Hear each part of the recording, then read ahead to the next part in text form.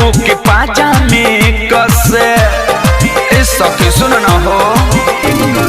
कोडी इशारा दूरी से लागे हंसे हमारा के डाही वो के पाजा में कसे कान खा कन खिचले देख दिल जले सखी रे कई दिन से ई सखी भातार फसल बा छोटकी दिया दिन से रे सखी भातार फसल बा छोटकी दिया दिन से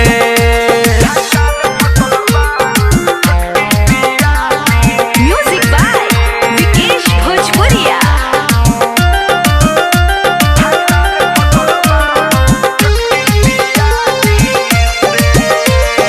सारा कमाई करेला फुटानी हमारा के छोड़ियो के कहेला रानी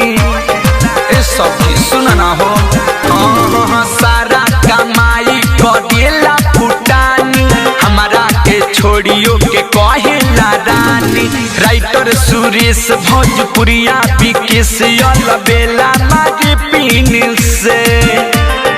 ई सखी भातार फसल बा